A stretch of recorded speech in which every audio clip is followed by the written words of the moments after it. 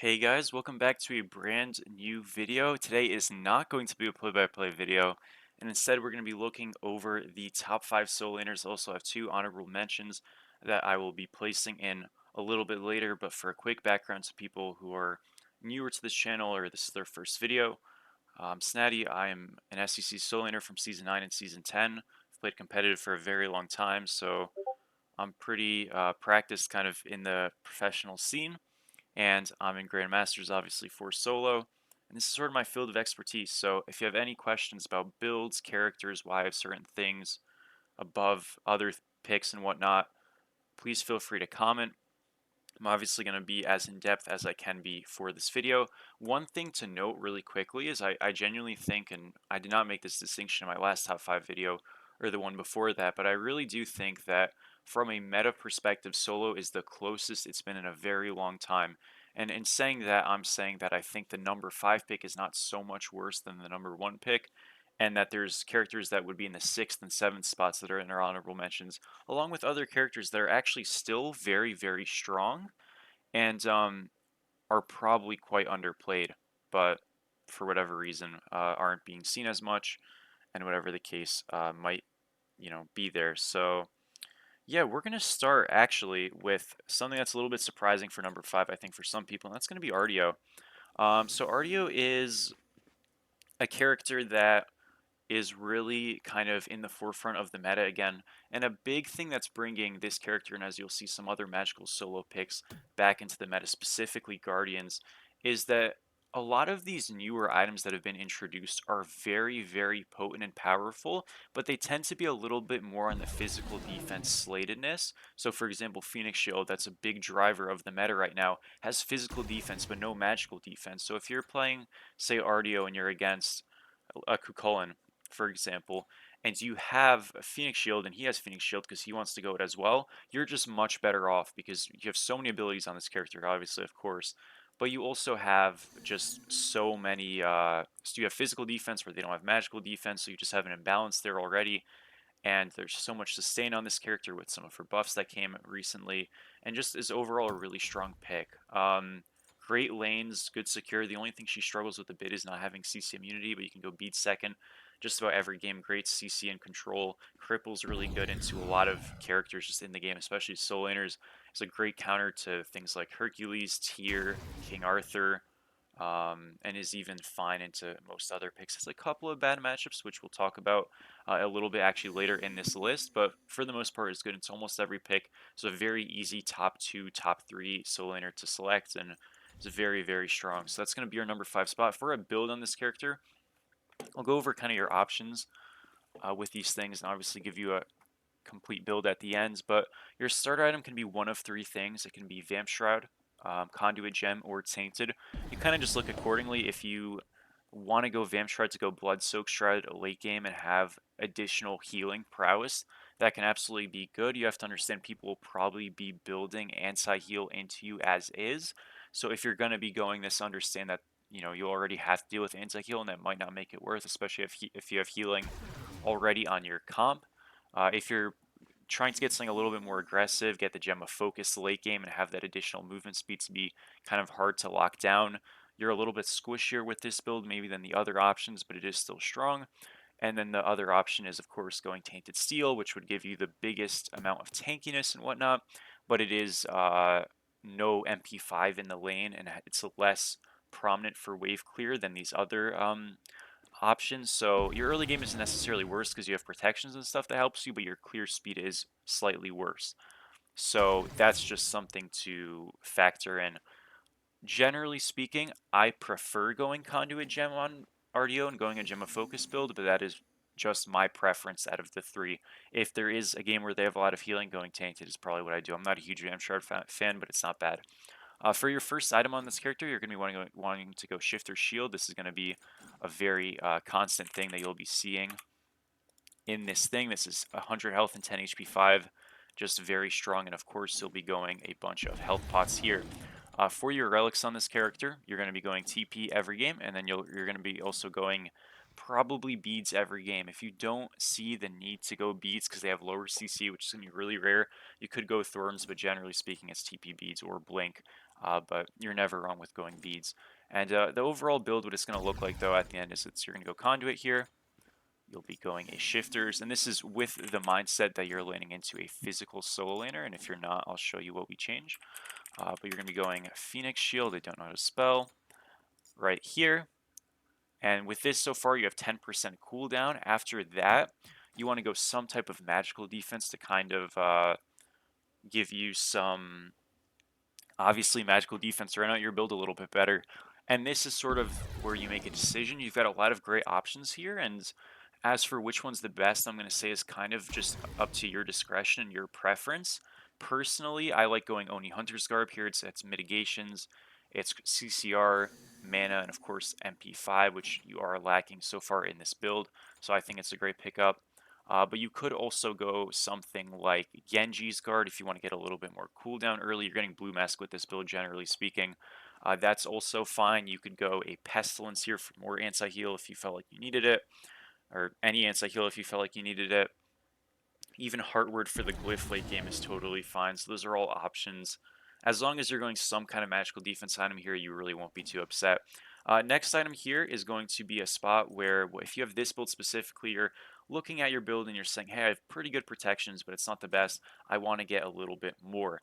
And I also might want to get some extra cooldowns. So I recommend in this spot going a Stone of Binding. This is a very great glue item, just gives you health and protections of both. Super smooth, just kind of always accessible and a great pickup.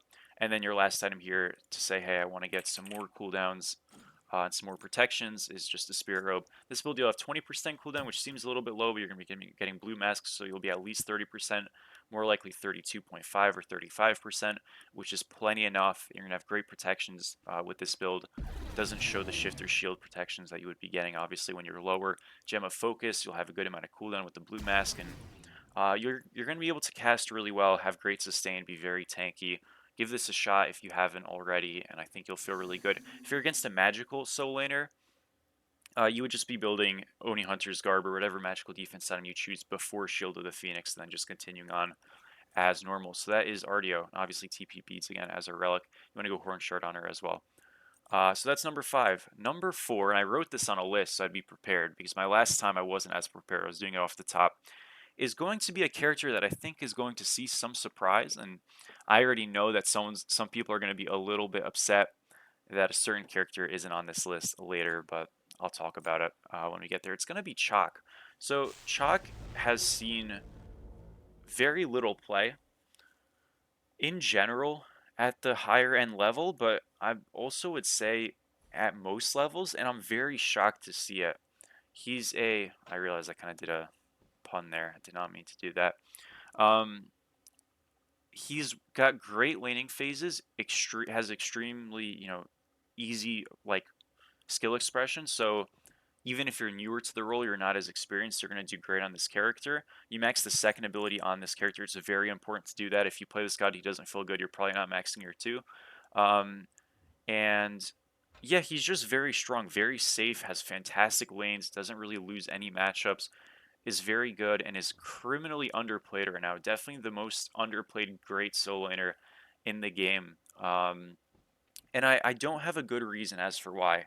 I've thought about it, and I can't figure out what exactly is the deal with people not playing Chalk. He really is just that good. Maybe he's boring, but I don't know. I think we saw a big fallback of play on him when the patch 9.5 got reverted, which didn't really make sense, but he just started getting played less. And then he recently just got buffed a little bit as well when he very much did not need that buff. So he's extremely strong. This is a bit of an older build.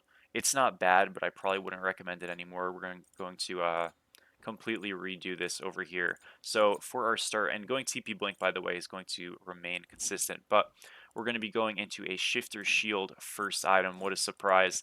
You're going to be seeing that, like I mentioned, pretty consistently. So you're going to be going Shifter Shield first.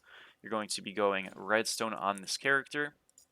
After that, you're going to go a Shifter Shield. Now, I don't think Shield of the Phoenix is 1000% necessary on this god, but if you want to go it, by all means. If you don't want to go it, go Mystical. But it's still good, so fine. And then after that, Once again here, we're going to be going in Oni Hunter's Garb. We'll be going a Pridwin in this spot. Red glyph or blue glyph is fine. The red one is just a little bit more aggressive. I tend to prefer that. And then your last item here is actually a select choice of a couple of different items. You can go Spirit Rope here for a little bit more cooldown to get you at 40%.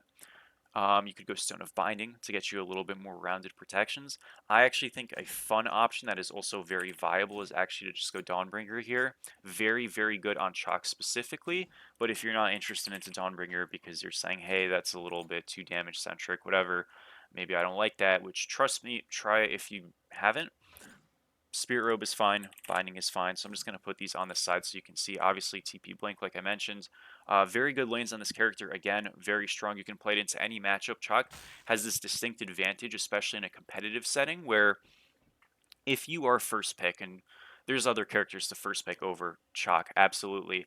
But when you play Artio, you have to worry about things like Ares. You have to worry about things like Cerberus. You have to worry about certain jungler picks like Thor. All that have either walls or stuns or cripples or just anti-heal, something that shuts Artio down. Chaac doesn't have that issue. So not only does Chaac, like Artio, have lanes that are generally speaking very good, but he also doesn't have this quintessential backline pick that just makes him completely useless. Now, there's gods like Charybdis that are very strong into him, but those gods tend to be good into everything, and that's not really an indictment on the character, rather just Charybdis being very good. So the amount of flexibility he has, I think, really elevates him to a tier above a lot of other characters because you never can go wrong with picking him. So Chaac is our number 4 spot. Number 3 is going to be another one that I think is a bit surprising, but it's going to be Cerberus. Cerberus has really seen a gigantic rise in the meta, and a lot of it is because Phoenix Shield is so prominent right now, as well as all of these sustain builds that people are running. Soul Eater is still loved in the game right now. Camazotz is a great solo and jungle pick. You're seeing a lot, as well as Terra being a top 2 support in the game. Still stuff like Aphrodite and stuff being played in support as well. Just means that there's a lot of healing on the map. And when there's a lot of healing on the map in the lanes, with Phoenix Shields and Soul Gems and all this crap that people are building in on these magical ADCs as well, with Bancrofts and Typhons and all this, Cerberus becomes really strong. I was going to say Freya because I played a Freya game that I might be uploading sometime soon. It was fun. But Cerberus is becoming really strong because of his passive and just the amount of tankiness he has, the amount of anti-heal application he has. It's really powerful, really potent. Great lanes on this character as well as a hard counter into Artio. This is by far Artio's hardest matchup, so if you're into an Artio, pick this, you'll be good. The only weakness of Cerb is that, of course, a Wheelix can absolutely destroy him. A couple of stun characters like Naja can make him feel pretty rough, but that's not a solo lane thing, that's a jungle thing, and as long as you draft accordingly, and even playing into those characters, you can be fine. Range stun's very valuable, and generally speaking, you're going to do quite good. So if you're into anything with healing, go Tainted. If you're not, you don't have to, but Tainted is generally speaking just so strong paired with this passive that you do want to go on this pick more often than not.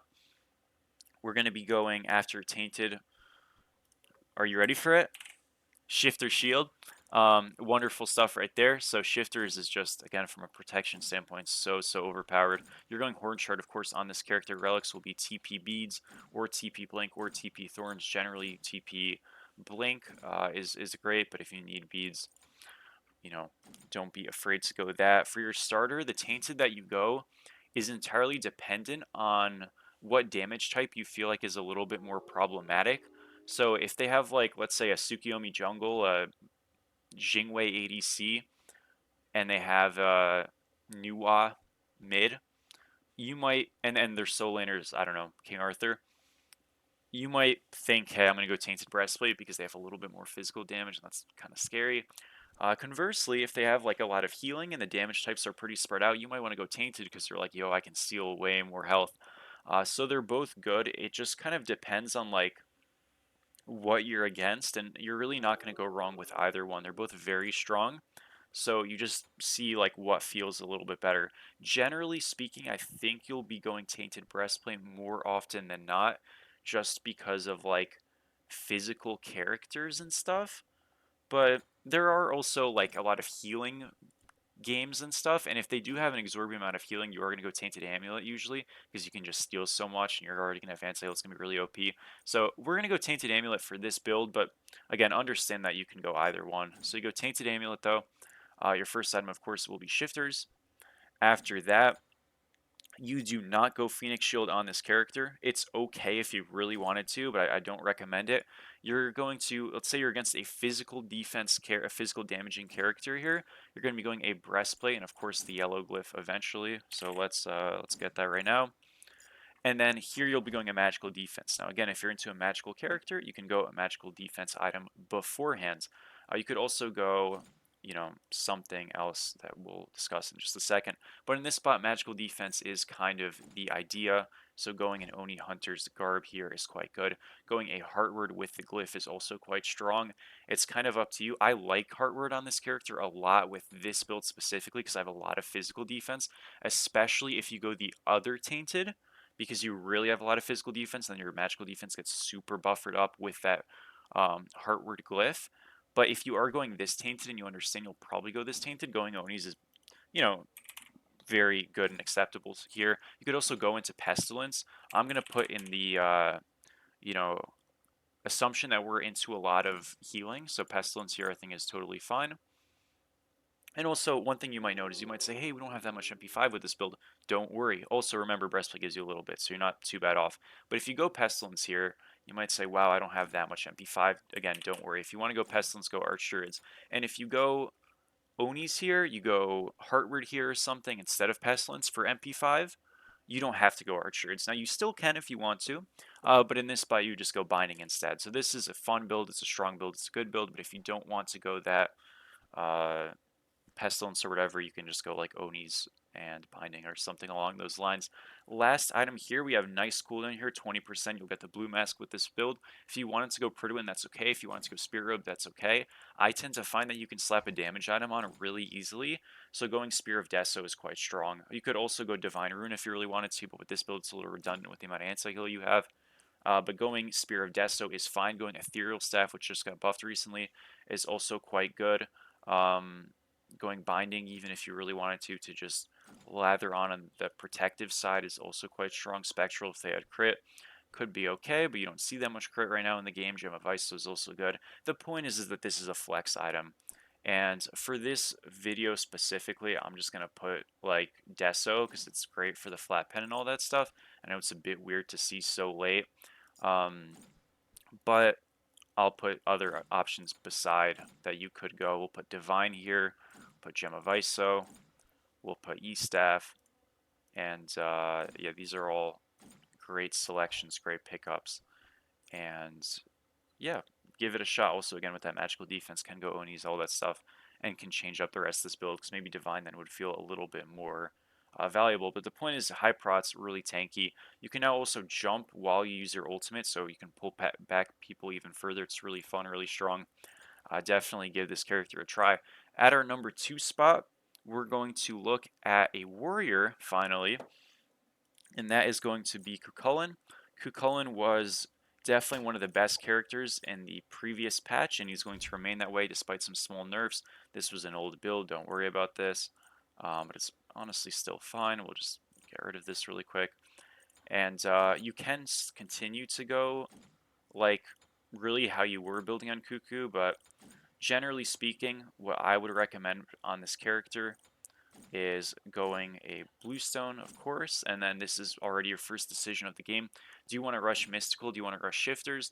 They're both very good on this character, and you're going to go both anyways for the most part, if you want to, but you don't have to. Generally speaking, like this tier 1 Shifters and the Shifters Rush is just so overpowered, and it's dynamically strong, and you're playing into a lot of magical solos right now. So generally speaking, I do say Shifters, but again, you're really not going wrong with either one. You go the auto attack shard, by the way, whatever, golden shard on this character, and then your relics will be TP Blink. And you're going to be going redstone on this character. You're going to be going Shifter Shield. Now, mind you, again, you can still rush Mystical if you want to. This is the spot in this location where you either go Mystical Mail or you go Phoenix Shield. They're both fine. If they have a lot of anti-heal already that you see, like you're into a tainted solo laner, and I don't know, they have like a Camazotz on their team, and they have a Medusa, or just something that like really doesn't make the sustain aspect feel that appealing, go mystical. And if not, it's up to you. They're both good. You won't be upset with either one. We're gonna put Phoenix Shield for this build because it's a new item and it looks better for uh, when people skip to it and they're like, wow, it's the new items. That's cool. So yeah, either one's fine though. Here we want to get some more magical protections, obviously. So Oni's is generally speaking gonna be great. You could also go Pestilence, like I mentioned, all of that stuff. Remember, you have great anti-heal on this character with your one, so going past these cool. One thing you don't need on this character is MP5, so you don't need to worry about getting the mana aspect. So if you want to go hardwood here, you want to go Pestilence here, by all means go for it. We'll put a Pestilence on this build. And then after here, and again, this idea of going Pestilence and stuff more often, and this idea of these anti-heal characters being better, a lot of it is center on the fact that there's so many sustained builds right now in the game that are being built. Next item here, we're going to go into a Pridwin here. This will give us cooldown, obviously. Get us to 30%, really strong. You can go this Pridwin. And then last item is going to be a couple of different options you could go. I think generally speaking, just slapping on a binding here, B, not N, is really solid. But you could go Arch Druids here if you really wanted to. You could go Dawnbringer. Dawnbringer is really good on Cu Chu, it's really good on Chaac, not really good on other characters. I'll put a Dawnbringer to the side and I'll put some other items. And again, this idea of things being on the side is completely on the understanding of like that sixth item is very much a flex item, and as long as you have your core situated with cooldown and physical defense, magical defense, you're generally kind of okay and sort of a to hell with it, let's build whatever we want decision. Give that a quick save. And before we get to our number one spot, we'll do our two honorable mentions, and I'll go through these kind of quickly. But number one out of these, and this doesn't mean that one's better than the other, these are just two characters I think that are still very good, is of course I'm going to put Amma. You're going to be so shocked at what the next character is. This is an old build here, but it's honestly still quite similar. All you're doing is you're going this. I don't want to spend as much time on these picks just because, like, they're not as good, but they're still very strong. And again, I'm a little bit biased, of course, but I do think these characters are still very good, and Amma can absolutely win you games. So this is the start you go. And then you are going Animosity X, Frostbound, Berserkers, Kins, Shoguns, Breastplate of Wait, hold up. Yeah, you are. Okay, excuse me. I was like, I saw the Spirit Open. I'm like, there's 7 items. No, no, no. Yeah, you're going Breastplate of Determination. I apologize. And yeah, that's your build. So if you don't want to go Breastplate of Determination because you need some more magical protections or whatever, you go a Spirit Robe instead. You could also go a Stone of Binding if you really, really felt that way. But it's important to have some cooldown, so I recommend going Breastplate. But yeah, Stone of Binding, Spirit Robe, any of those options are fine. Spectral as well in case you need it. These are all 6th item flexes. Anytime I have these non-builded items, those are just 6th item flexes. But the point is, yeah, like this character is very good, secure, strong lanes for the most part, despite being a late game character. She's not the best level 1s through 4, but after that is really, really powerful for the most part. Really good pick. Doesn't use Phoenix Shield, of course, which for some people might be a bit of an indictment, but is just so powerful right now and just really is able to play objective on the map. You can go Executioner instead of Kin Size if you are feeling that instead. It just kind of depends on their draft. If they have more of a tanky situated comp, which you're seeing a little bit more often right now, I recommend going Kins. But if you do see, some assassin solos, stuff like that, maybe squishier characters on the map in general, you want to play more objective centric, your ADC is a physical ADC and you know isn't going to go Executioner. Going Executioner to buff them and yourself is great. Either way, not a big difference, feels really good. I've got a number one video on this character coming out with a certain somebody very soon. Stay tuned for that. But great pick, very strong. Do absolutely recommend. And yeah, that's our honorable mention number one. So number two is going to be a shocking pick, right? It's going to be Osiris. Now, I already know that when I reveal the number one pick, people are going to be a bit butthurt, but that's okay. We'll talk about Osiris really quickly here. So Osiris, the build is changing a lot. Unfortunately, that double mitigations build with Cloak is not really viable anymore, and that is what's plummeting him from being what I thought was the best solo in the game to being very good solo, but not the best in the game by far. It's a true shame. Unfortunately, the build just got nerfed and shifted a little bit with prot reductions and all this crap, so it doesn't really work as well. So unfortunately, double cloak, stacking, full mitts Osiris is still not bad at all, but it's just not what it used to be. So what I recommend on this character at this point is going a shifter shield. I had a video on this literally like the other day, so feel free to check it out. But we're going to be going a shifter shield tier 1 for a start. You're going to be going Warrior's X, of course. And then you're going to be going Sundering X, Shifter's Shield, Shield of the Phoenix here. After that, we're going to get some magical defense. And what is that going to be? You have already figured it out, I bet. Oni Hunter's Garb. Mitigation's fantastic pickup. It's kind of a pseudo cloak, considering we aren't building that. Going Pridwin here is quite nice for cooldown and protections and stuff like that. Aren't required to go it, but I generally think can be quite good. And then after that, we're just going to slap a Stone of Binding on this build, and we will be all set. Great protections with this 16% mitigations from your passive, another 12% from Oni Hunter's Garb. You could go Spirit Robe instead here. You could also go like Binding Spirit Robe instead of Pridwin Binding if you wanted to. Binding Spirit Robe is fine. You could go Spectral. These are all kind of all options, so I'll just put some of them down. But generally speaking, this build very strong high mid still. Great Sunnering Axe poke. The way you kind of play it is you just use your Sunnering Axe whenever it's up on your first or second ability, and you just tag people and get them lower, and eventually you have a health advantage at a Fire Gen fight, at a Gold Fairy fight, whatever the case might be. At a Phoenix Siege or a Phoenix Defense, then you could kind of commit a little bit harder for the relics on this character. TP Beads is great. TP Thorns is good. TP Blink is good as well.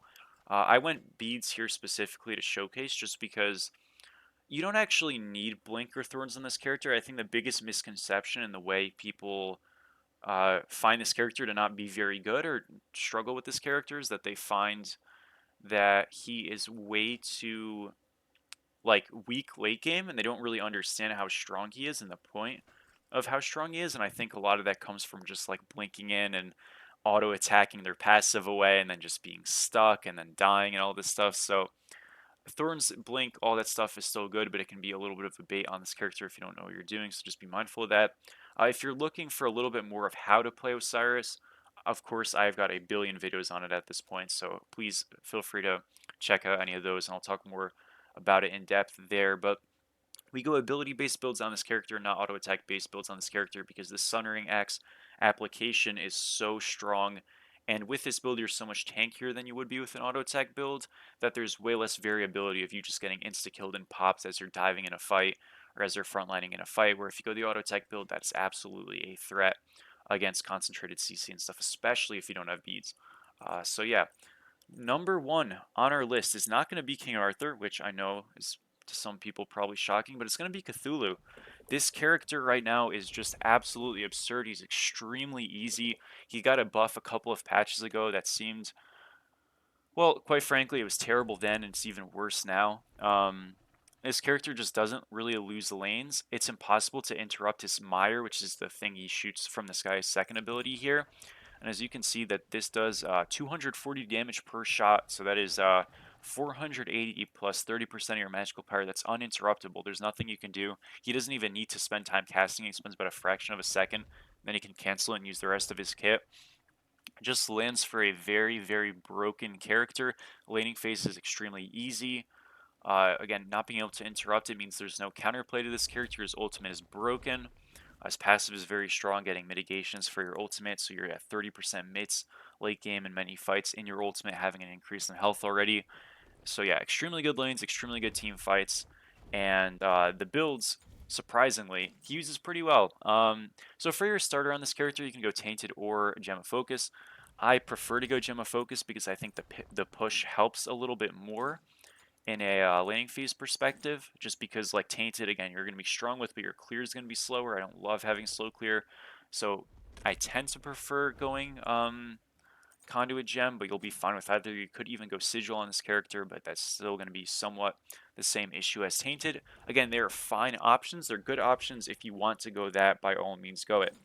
We'll be going Shifter Shield first on this character.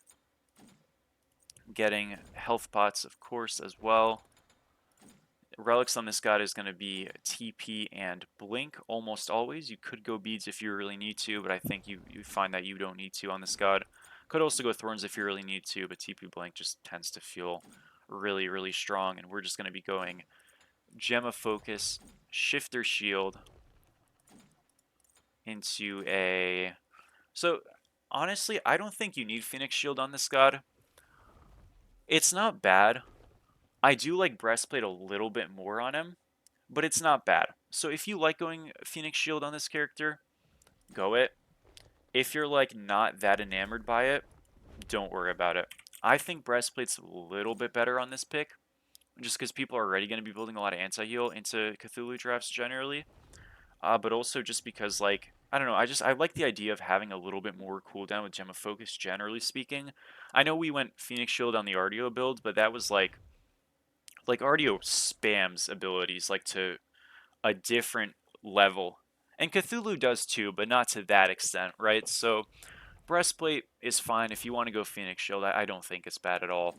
Going Onis is, again, going to be what we're going to do. You could go that hard word and get the glyph with this build. That's totally fine as well. But you're going to go Onis here. You're going to go into a Stone of Binding, and then you will finish off your build with a Spirit Robe or a Curse Weaver. Both decent ideas, both decent options.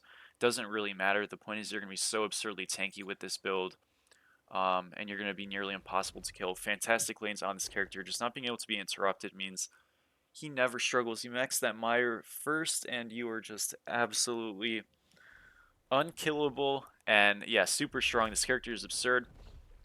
Really quickly, I'm going to address, I know a lot of people are shocked that King Arthur is not on this list.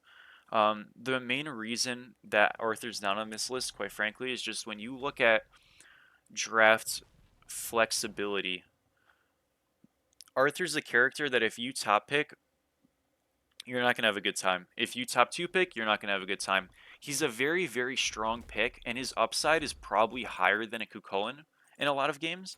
It's probably higher than a Chaac in a lot of games. It's probably higher than an Artio in a lot of games. But the things and the drawbacks that those characters have, or don't have, excuse me, is stuff that Arthur has. And what I mean by that is if I'm playing King Arthur, there's a series of characters that if they're in the game, I'm simply not worth the pick. It doesn't mean I'm bad necessarily, but I'm just not worth the pick. So if Artio is in the game, if Ares is in the game, I'm significantly weaker, right? If Maui's in the game, I'm significantly weaker. If some of these solo laners, like even Hercules, is in the game, I'm significantly weaker because a lot of my like prowess is kind of shut down.